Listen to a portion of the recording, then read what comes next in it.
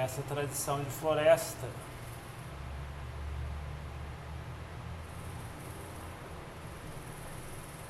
O assunto medo é algo que é bem falado a respeito. Se a gente ler a biografia dos mestres, começando por Lumpuman, Untamahabu, Ajahn Chah, sempre tem pontos da história que eles lidaram com esse fenômeno.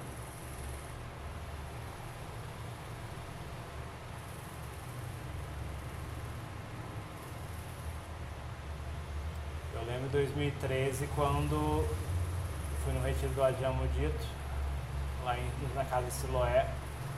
Na época eu estava considerando ordenar como monge, e aí relatou a situação que ele foi num mosteiro filial lá.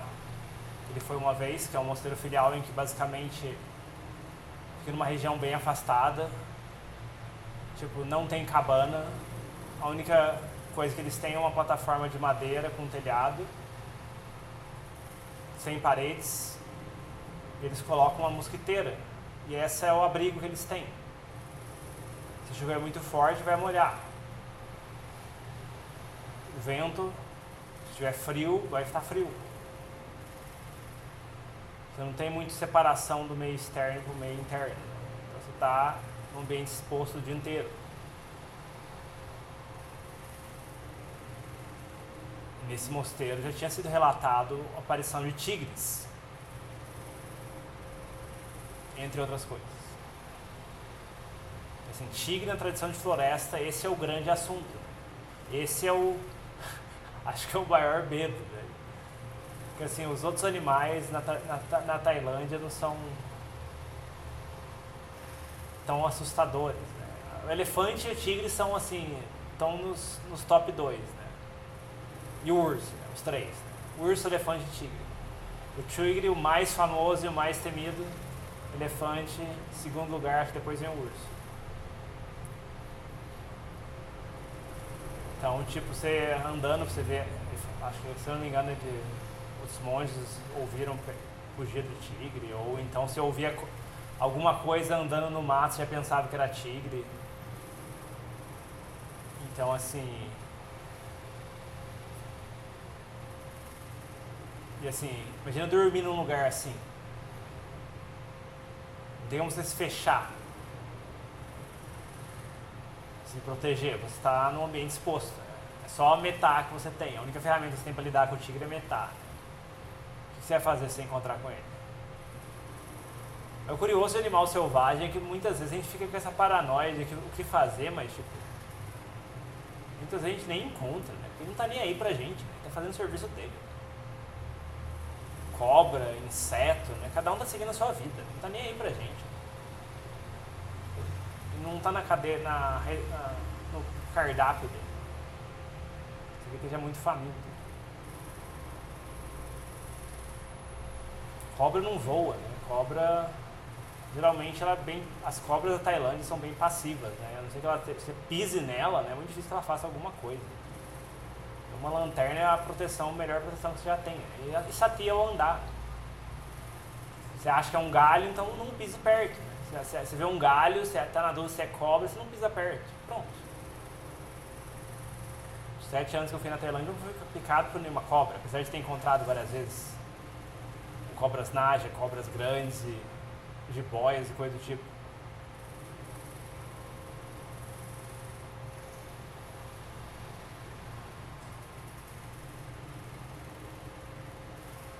Aí quando o Ajahn contou essa história do tigre, né, tipo, eu lembro que, tipo, isso me afetou, assim, eu fiquei pensando, se realmente, será que eu tô pronto pra isso, pra enfrentar esse tipo de nível de medo, né, porque assim, aquilo, assim, só ele relatando, né, passou a experiência, aquele medo, né, realmente, tipo, como é que eu faço com isso? E ele contando que, tipo, nossa, ele ficou com muito medo também, né, tipo, e também, assim, eu vou embora, né, vou pegar minhas coisas e vou embora, né, não tem como, é muito medo, ninguém merece sentir tanto medo assim. No dia seguinte, tipo, não tinha mais nenhum medo, né? A mente tinha... aquele medo tinha sumido, né? Aí você fala assim, não, como que isso é possível? Aí aquilo ficou girando na minha cabeça, né? Tipo, será que dá, será que não dá? Aí aquilo ficou de molho na cabeça, no background.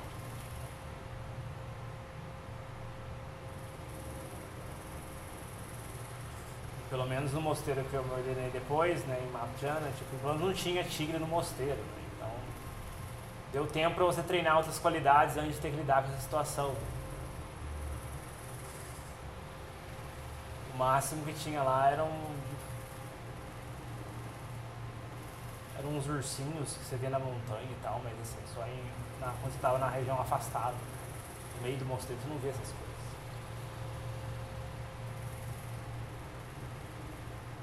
Aí eu lembro que uma vez eu estava num Brent, no mosteiro filial que fica perto de um parque de fronteira com um parque nacional.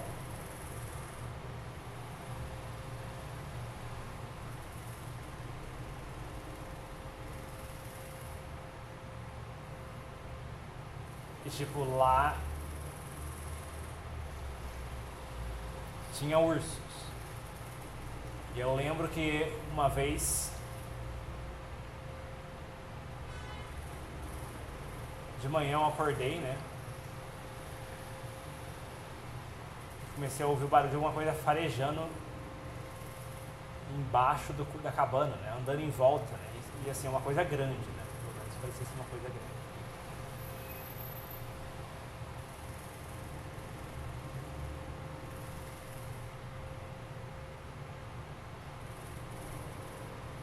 E aí, tipo, eu fiquei paralisado também, né? Paralisado de medo, não sabia o que fazer. Fiquei, tipo, só tinha um medo na mente, né? Tipo, o que eu vou fazer?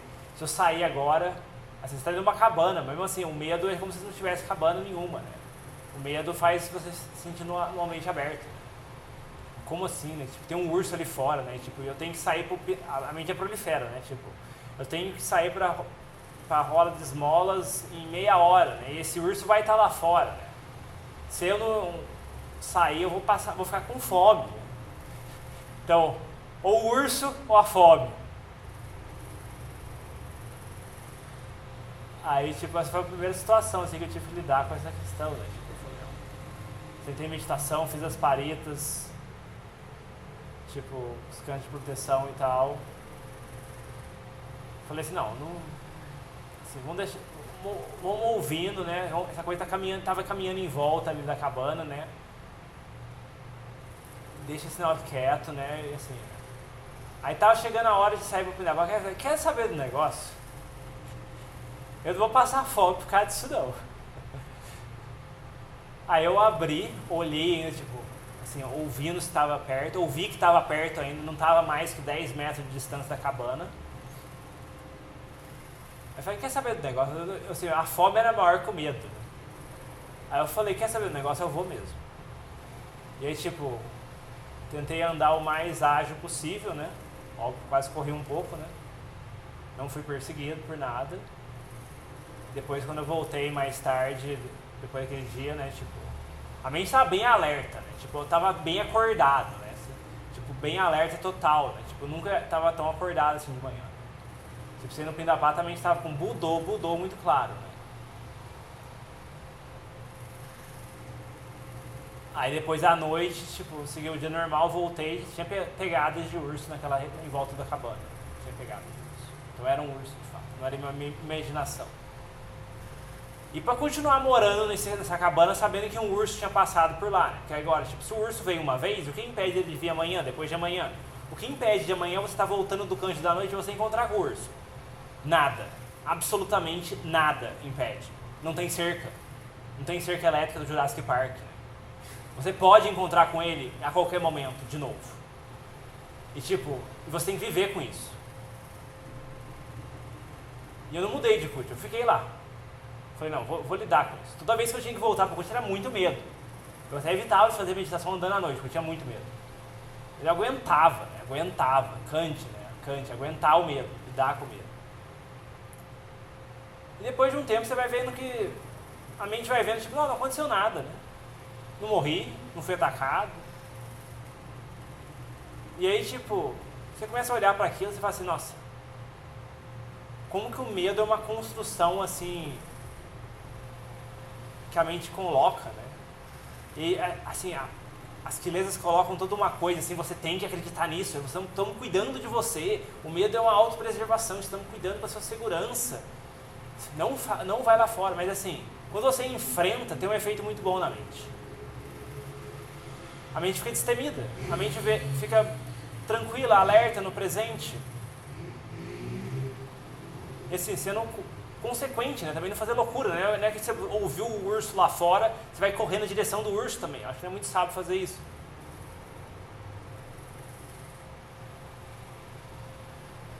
Então assim, você vai lidando gradualmente com essa situação, vai desconstruindo esse bloco. A gente tem um bloco mental travado lá, medo. Não, eu tenho medo e ponto final. Assim, será que realmente esse medo é totalmente real ou não tem uma parte que é aquilesa? Então assim, começa a olhar para isso. Começa a testar devagarinho. Outra ocasião que teve, né, tipo... e nesse mesmo mosteiro, né, também teve uma ocasião que eu encontrei umas pegadas diferentes, né? Eu mostrei pro abade e ele falou, isso é boi selvagem. É uns búfalos selvagens de 2 metros de altura. Aí eu falei, nossa, sério isso? Urso, agora búfalo selvagem. Tipo, ele falou, tipo, esse negócio é melhor você não encontrar. O abade já soltou essa, é melhor você não encontrar isso. Aí eu falei, melhor você não encontrar, porque é um boi selvagem, não é uma vaquinha mumumu não, é boi selvagem, né? Ela tem um chifre grande, né? Tipo, você jogar a lanterna na cara dele, ele vai dar uma chifrada, não sei, que você nunca mais vai esquecer. Então assim, você tem que lidar com isso. Eu falei, nossa, eu nunca pensei que você ter medo de vaca, né? Mineiro, né? Cresceu em Minas, né? Tipo, medo de vaca. Essa vaca tem hábito noturno ainda, né? Você fala assim, meu Deus, o que é isso? Você vê uns medos assim que não sabe de onde que vem. Mas assim, tendo uma cabana, né, o medo do urso, assim, depois de um tempo você vai passando, você vai vendo que tipo, não, realmente não aconteceu nada, não morri.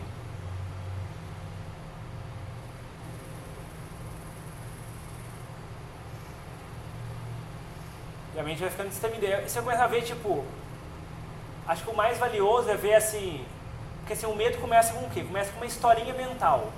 E a gente acredita na historinha mental e fica tenso, fica paralisado e não consegue fazer nada.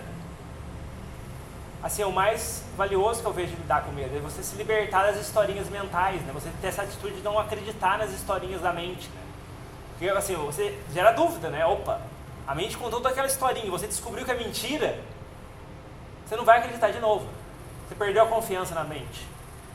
Então assim, você deixa de acreditar nas várias historinhas que a mente conta, seja sobre medo, seja sobre ansiedade, seja sobre preocupação com o que os outros vão falar, isso e aquilo. Então eu acho que é uma coisa muito importante. O medo é um lugar onde um tesouro muito grande de dama se esconde, né? E a gente pode explorar isso. Outra ocasião, né, tipo, tinha um relato de um mosteiro filial que tinha sido atacado por elefantes, né? Então os elefantes tinham destruído todo o sistema de água, arrancado os encanamentos da floresta, destruído a caixa d'água, pisoteado a caixa d'água. Sabe aquelas caixas d'água gigantes, né, de 5.000 litros? Estava pisoteado e amassado. Aí você fala assim, não, um cut, né, os cuts na Tailândia são bem frágeis, não são de alvenaria, né, um cut é papel para esses elefantes, né, uma manada de elefantes. E aí não é que o Ajahn me manda para esse mosteiro? Aí eu falei, já era, agora eu vou ter que lidar com medo de elefante, né, o medo do urso tinha sido lidado, agora o medo de elefante, né. O elefante, assim, o problema é que ele é grande, né, assim, a pessoa tem uma percepção de círculo de elefante, né, então às vezes não tem esse medo. Mas você vendo a destruição que o elefante é capaz de fazer, né? E que tipo, um cut é papel para ele, né? Que ele é muito forte, né? Gera medo, né? Porque você não se sente seguro dentro de uma construção. E aí, tipo, fui com muito medo para esse negócio, né? Esse mosteiro, né? E aí, tipo, falei, ok, agora não tem opção, né? Não tem pra onde correr, né? Vou ter que lidar com isso. Aí, tipo, não deu 2, 3 dias, assim, o pessoal do vilarejo também comentava que os elefantes estavam destruindo a plantação, roubando banana, roubando cana, etc. Também ficar na fronteira de um parque nacional. E não tem cerca, não tem nada que impede o elefante de entrar no mosteiro, não tem nenhuma porteira, não tem senha com portaria, não tem nada, você está vulnerável. E aí, tipo... 2 dias depois, né, tipo, 4 da manhã, o monge me liga no meu celular perguntando onde você tá. Tipo, 4 da manhã algum monge te ligar. A gente tinha combinado entre a gente que a gente ia se ligar caso acontecesse alguma coisa com o elefante, né, pra segurança de todo mundo. Aí ele falou, Rariel, onde você tá? Tem um elefante na área do lixo. A área do lixo fica justamente no caminho meu pro salão principal, que é a única construção de cimento. Aí eu falei, já era, tô no meu custo aqui de camada de tapume dessa grossura assim, né, tipo, não tem como ir para o salão principal e o elefante está solto, não sabe se é mais de um ou se são vários. Aí eu falei, lascou, né, o que eu vou fazer? Fazer o cântico, né, fazer o quê? Fazer o cântico, é bola que segue, né, fazer o cântico, vamos fazer o cântico. Faz o cântico, faz as paritas, dá uma acalmada na mente.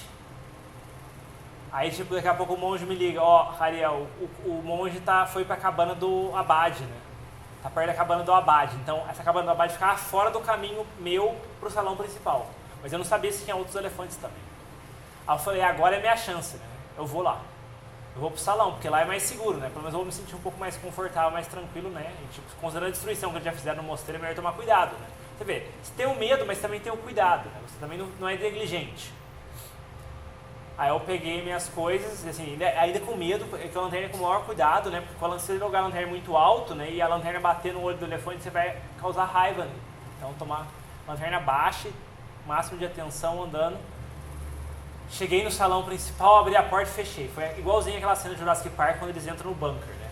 Falei assim, nossa, tô seguro agora. Cheguei, o monge me liga, Rariel, onde você tá? O elefante acabou de ir para a direção do seu cut. Aí eu falei, ufa, sorte que eu não tô lá. Aí fomos no Pino da Pata normal, depois foi a hora de, depois da refeição, voltar pra cabana. Tinha lá uma montanha de excrementos de elefante do lado do meu cut, né? Pra lembrar pro resto da minha estadia que o elefante passou lá e que ele pode passar lá a qualquer momento de novo. E aí tipo, ficava aquele cheiro de elefante, de cocô de elefante. E você não tinha como esquecer que o elefante passou ali, que ele deixou uma clareira no mato também por onde ele passou, aquele gigante. E tipo, ele não destruiu minha cabana, né? Passou ali reto. E assim, toda vez que você voltava pra cabana, você tinha que enfrentar isso. Esse lembrete. E aí você tem que contemplar, né? Você tem que contemplar. Medo do quê? Que jeito que é esse medo, né? Medo de morrer. Assim, se eu for a minha hora de morrer, eu vou ter que morrer mesmo, né? Karma é karma, né? Então, não tem como fugir disso. Tem vários casos de monge que morreu por causa de elefante na Tailândia. Não falta exemplo. Então, assim, não é porque é monge que não morre por causa de elefante, não. O elefante não acha que você é monge, você é bonzinho e você não tem que morrer, não. Se tem karma de morrer por causa de elefante, vai morrer também. Tem caso de pessoa que foi passear no Parque Nacional, um monge junto com o leigo, aí apareceu um elefante, o leigo foi tirar a foto, disparou com um flash, o elefante ficou agitado, pegou a pessoa, arremessou contra uma árvore até a pessoa ficar despedaçada e irreconhecível, e fez a mesma coisa com o monge, até ele ficar despedaçado e irreconhecível só os pedacinhos. Então assim, elefante é um bicho perigoso. Então assim, já tinha ouvido essas histórias, né? Então assim, aí você tem que contemplar, né? Tipo, como é que eu vou lidar com isso? Você pesquisa também na internet como saber se um elefante está ameaçando atacar ou não. E assim, você começa a contemplar e assim, começa a olhar para isso. Aí eu tava nesse mosteiro também, teve um período que eu falei, não, agora eu vou, assim, eu tava dentro da cabana, tava confortável já com o assunto, né? Não tinha mais medo de elefante dentro da cabana, né? Aí eu falei, quer saber do negócio? Tipo, eu sinto medo quando eu vou lá naquela região lá de cima do topo da montanha à noite, né? Então eu vou fazer a prática de... Você vê, você vai colocando o pezinho na água e sentindo. Eu vou tomar a prática de ir meditar lá à noite. Subir lá no topo da montanha e meditar à noite, no escuro. Porque lá os elefantes rondavam e tinha cheiro de elefante. Não dormir, só ir meditar e voltar. Só de ir pra lá, a mente já ia em nível de alerta 100%, né? Você sentava pra meditar, tipo, não tinha nenhuma vírgula de sono. Tipo, a mente estava alerta, tipo, você fazia budô, você tinha que lidar com aquilo.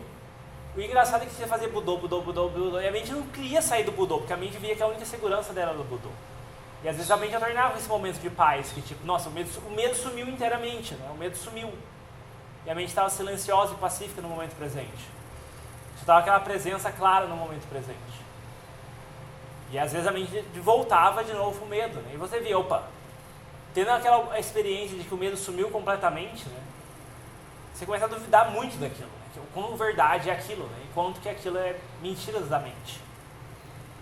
Mas tem que praticar, né? Tem que lutar, né? Budô, e tem pessoa bem rápido até aquilo acontecer, né? E aí a gente consegue ter um contraste. Aí depois, fazendo isso, eu falei, não, vamos fazer outra coisa. Vamos acampar perto da trilha do elefante. A trilha onde eles passam. Aí eu falei, não, vamos com cuidado. Né? Não vamos colocar, tipo, a barraca no meio da trilha, né? Porque eu também acho meio burrice. O próprio Adjanã falou que ele nunca fez isso. Né? Ele sempre respeitava a trilha do tigre, a trilha do elefante. Então eu vou colocar mais afastadinho, né? E vou dormir lá. Primeira noite também, medo assim, absurdo, eu vou morrer, eu vou estar paralisado, a mente, você tava pra meditar, tipo, não, você vai morrer. Imagens mentais de elefante vindo destruir a barraca e tipo, coisa do tipo, né? E você tendo que lutar com aquilo, budô. E depois de um tempo lutando com aquilo, você acaba sumia de novo, né? Aí você fala, cadê o medo, né? Cadê a verdade desse medo? Esse medo é tão real, assim, é um instinto de preservação reptiliano, seja lá o que for, cadê o negócio? Sumiu. A mente está pacífica. Tudo bem, não é que você vai ser descuidado, mas a mente está pacífica. Cadê a verdade do medo? O medo é algo instintivo, tão natural assim, que é verdade absoluta. E aí eu mudei, acho que mais umas 2 vezes a minha barraca, gradualmente para mais perto da trilha. E aí, como é que fala? Aquilo foi... Você vai, como é que fala? Você vai ter confiança de que, tipo, você vai ver, você acampou um pouco mais longe, não aconteceu nada. A mente vai ficando mais corajosa, mais destemida. E a mente vai ficando menos limitada pelas ideias, assim, menos seguindo as ideias da mente, essas conversinhas da mente. Então, isso eu acho que é o maior benefício disso. Você começa a não acreditar nessas historinhas da mente. Quanto de sofrimento que tem na nossa vida que vem dessas historinhas da mente. E assim, lidar com o medo, seja de inseto, seja de animal selvagem, seja do escuro, seja de andar sozinho na rua à noite. Numa cidade grande, né? Tudo isso tem benefício. Óbvio que também não é ser descuidado, tem o seu equilíbrio. Então fica o convite de testar essas coisas. Porque assim, eu vejo muita oportunidade de colher muitos benefícios, né? De questionar isso. Você vê, começa devagarzinho, né? Você vai, no primeiro dia você vai lá e vai... Não, vou ficar de frente pro elefante. Ah, eu esqueci de contar, né? Quando eu fui acampar nessa região, né? O que aconteceu é que eu estava andando lá pela parte de trás do mosteiro para procurar um lugar para acampar, né? Aí eu ouvi uns barulhos em cima da montanha lá. Eu falei, nossa, os leigos vieram cortar o mato, aqui também é um barulho de quebração de bambu, que é isso? Aí eu comecei a andar numa certa trilhazinha que tinha, e aí pela primeira vez eu encontrei com um elefante, frente a frente, de dia. Elefante mãe e elefante filho ainda, para ter gravante. E aí tipo, aquilo, você falou assim, não, agora é a hora de você aplicar o que você aprendeu, agora é a hora de tomar a decisão correta também. Porque tipo, elefante mãe com elefante filho é uma situação muito mais grave do que o elefante sozinho. Primeira coisa que eu lembrei que eu tinha lido a respeito, né, tipo, é aumentar a segurança do elefante. Não aumentar a insegurança, porque você é visto como uma ameaça. Então assim, distância de segurança, porque ele está com o filho ainda.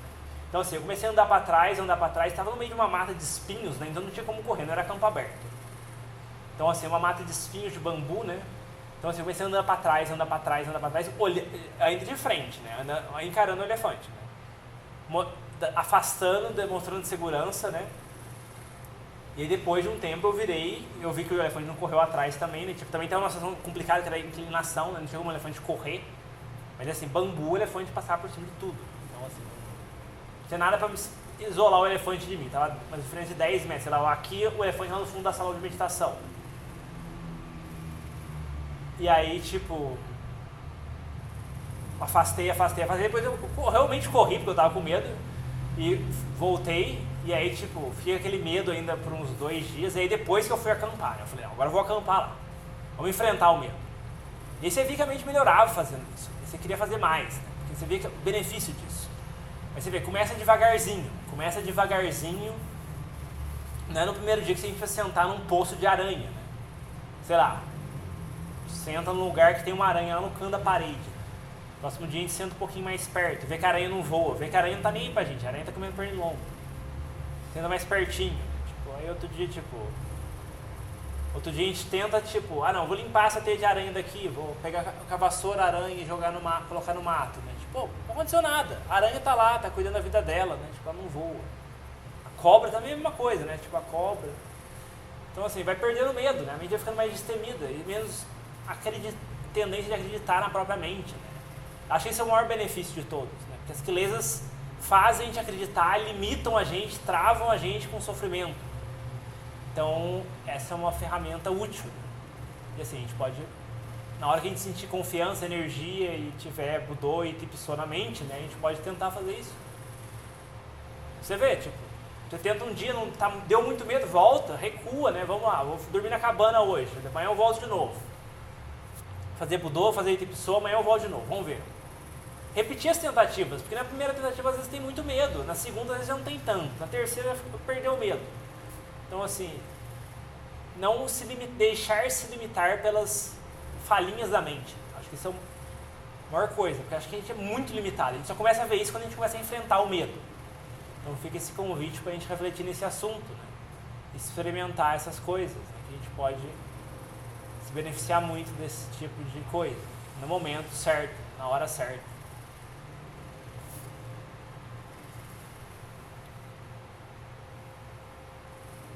Alguém quer perguntar alguma coisa, comentar alguma coisa?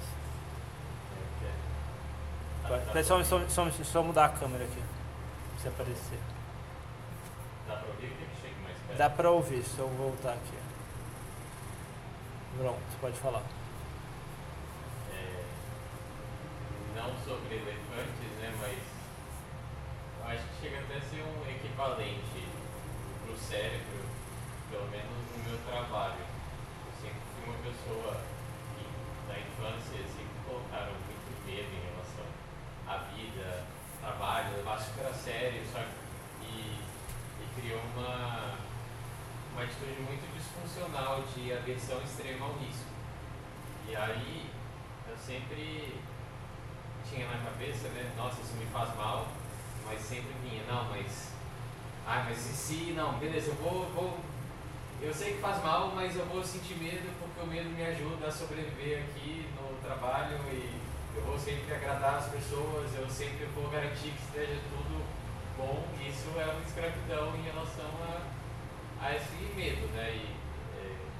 Aí eu achei que foi engraçado, porque depois eu fui ter um feedback com uma pessoa assim, e o feedback foi justamente, não, sua pessoa é muito boa e tudo mais, mas o meu feedback para você é você aprender a dizer mais não, lidar melhor com a diversidade, porque eu estava com uma expectativa, né, de, sei lá, de continuar desenvolvendo, e a pessoa fala, cara, enquanto você tiver essa atitude, tipo, não vai acontecer.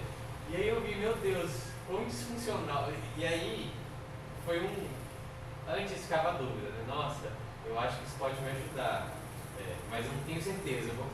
E aí foi muito engraçado, foi minha cara, assim, eu fui, gente, tipo, anos fazendo essa atitude e percebi que é justamente, tipo, que não é valorizado e que não me ajuda, não vira uma pessoa medrosa, a versão a risco, você não fala as coisas, você não se desenvolve. Então eu achei só engraçado do elefante, porque ao mesmo tempo também as pessoas ao seu lado, algumas delas têm um medo exacerbado, e eu acho que a gente fica, se as pessoas estão com medo disso, eu acho que eu também deveria sentir medo. E aí, por mais disfuncional que seja, é muito engraçado isso.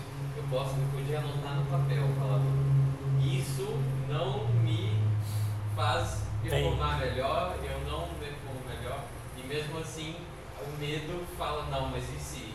E aí, enfim, eu só queria compartilhar, porque você falou do elefante, mas às vezes o medo é quase um elefante na sua frente. Sim, vai aplicar para situações da vida diária também, né? Tipo, você vê, medo de errar, medo de assumir o risco, né? Você vê, tem essa o Adriano falou bastante disso na primeira parte, né? Essa coisa de tipo, tá meio na dúvida se tá certo ou errado, então não faz, não segue, né? Então peca por não seguir. Né? Então assim, é muito. A gente tem que procurar quais são os elefantes da nossa vida, né? Tipo, quais são os tigres da nossa vida. No Brasil não tem nada, então no mosteiro eu vi um lobo-guará, mas lobo-guará é um cachorro, né? Tipo, que medo, tipo, assim, eu olhei pra aquilo e falei, não tem medo disso, tipo, isso é um cachorro. E tipo, um lobo-guará, sei lá, não vai atacar uma pessoa. Tipo, lobo-guará. O que mais tem? Vaca. Tipo, fora isso, tipo, nada ameaçador, assim, então assim, você vê como que essa coisa de seguir a própria mente, né? Tipo, a gente tem que enfrentar. Né? Você vê, uma coisa assim, você vê como tem integral com a vida diária, né? Não é uma coisa separada da vida diária, né? Você vê. Não é uma coisa que tipo, você enfrenta, não. Você vai praticar no mosteiro de floresta, você vai lá e enfrenta o elefante. Aí você chega no trabalho e você não enfrenta o risco. É a mesma coisa, né? Tipo, é a mesma coisa num outro grau. Tudo bem que um ameaça a sua vida, né? O outro ameaça tipo status, coisas do ego. Né? Mas assim, o princípio é o mesmo. Né? O mesmo princípio se aplica. Então assim, a gente tem que integrar o Dhamma na vida diária. Né? Então não fica essa atitude tipo, retiro é o retiro, mosteiro é o mosteiro, trabalho é estresse e ponto final. Né? Tipo, não, trabalho tem que ser estressado, eu moro numa cidade grande, eu sou assim e é assim que funciona. Aí a gente está travando tudo, né? A gente está pegando o sofrimento, agarrando o sofrimento e falando, tipo, não quero mais nada. Então, assim, karma de ser um leigo no século XXI, numa cidade grande, então é normal sofrer, não tem como fazer nada a respeito. Não! Tem muito que a gente pode fazer a respeito. O Buda ensinou o fim do sofrimento e o caminho para o fim do sofrimento. Ele não ensinou só o sofrimento. Então, assim, seja dizer não, né, tipo, porque às vezes a pessoa entra no budismo, vem com essa de metá, mas não é um metá, às vezes ouve muito falar de metá, de bem querer, mas é um bem querer sem sabedoria, né? É um bem querer que tipo, você vira tapete, né? Ah, e a pessoa pediu para fazer um favor. E é uma pessoa assim, que se você cede o favor, a pessoa vai pedir todas as vezes, vai se abusar da sua boa vontade por causa disso. Ah, não, mas eu sou budista, eu tenho que ter bem querer, então eu não posso dizer não pra ela, a pessoa vai ficar sentida, e aí tipo, a gente vira um tapete, né? E a gente perde o nosso tempo livre para praticar porque a gente vira um tapete, a gente acaba fazendo mal pra gente mesmo, né? Porque não faz de bom coração aberto. Então assim, dizer não é algo importante, né? Colocar limites, né? Não é falta de metá, não é raiva, né? É olhar pra mente. Assim, eu tô fazendo isso com raiva, eu tô fazendo com sabedoria. Então não se travar dessa forma. Alguém mais? Rapidinho. Pode falar. Quando eu fui ao mosteiro, né, nos primeiros dias estava com muito medo e aí eu comecei a desafiar, né? E uma coisa curiosa foi exatamente isso, assim, a sensação de, sei lá, um bicho pousar em mim causava um super medo. E quando acabava acontecendo situações mais, sei lá, desafiadoras, por exemplo, uma cobra no caminho, também era o mesmo medo. Mas assim, são duas coisas completamente diferentes, né? Um mosquito pousar em você, dá aquela agonia, aquele medo, ai meu Deus, vai me picar. Ou então você vê um bicho, né? E isso foi uma coisa que eu me questionei, tipo, assim, não é. A sensação pode ser mais forte, assim, de medo, mas é a mesma sensação, o coração fica acelerado, se paralisa, né? É a mesma coisa, mas para situações tão diferentes, assim. Você começava a questionar o que estava, da onde estava saindo essa sensação, né? Não era daquilo externo que eu via, eu experienciava, e sim de algo que saía de dentro de mim, interpretando uma situação, assim, muitas vezes nem chegava a ser extremo. Por exemplo, no primeiro dia assim, que eu entrei no dormitório e o ventilador estava desmontado e ele estava só a ponta assim para cima e eu vi uma cobra ali. E nessa hora eu paralisei e meu Deus, uma cobra. Eu estava assim, uma coisa. Eu dei uma paralisada e depois eu não, coloquei um ventilador. Foi interessante assim, experienciar essas coisas.